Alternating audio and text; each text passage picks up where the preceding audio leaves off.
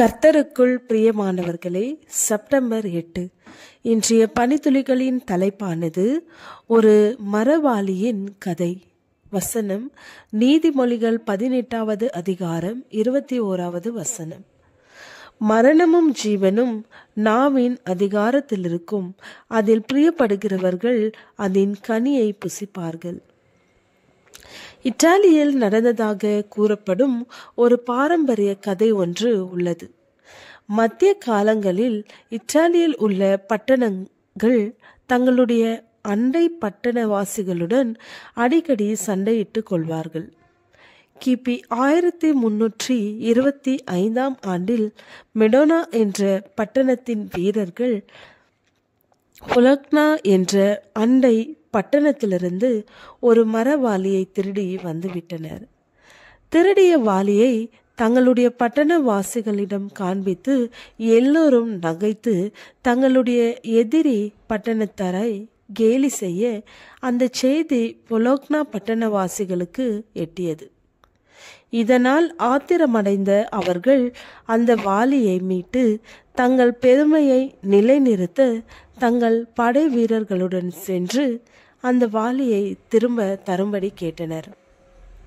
அதற்கு மறுப்பு தெரிவிக்கப்படவே பொலோக்னா பட்டண வீரர்கள் மெடோனா பட்டணத்தின் மீது யுத்தம் அறிவித்தனர்.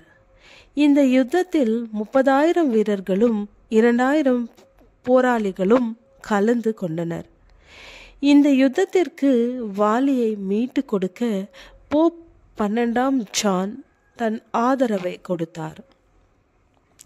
இந்த யுத்தமானது 1325 ஆண்டு நவம்பர் 15ஆம் தேதி நடந்தது.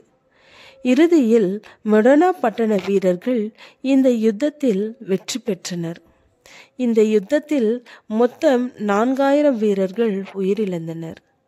இவை அனைத்தும் ஒரு மரவாளிக்காக நடந்தன என்பது எவ்வளவு வேடிக்கையாக இருக்கிறது. இதற்கொத்த வேடிக்கைகளை நம்முடைய அனுபவத்திலும் பார்க்கலாம். இப்படித்தான் நாமும் ஒன்றுமில்லாத சுய கௌரவத்திற்காக எத்தனை ஆத்துமாக்களை ஆவிக்குரிய வாழ்க்கையில் கொலை செய்திருக்கிறோம். எத்தனை இழப்புகளை மற்றவருக்கு கொடுத்திருக்கிறோம்.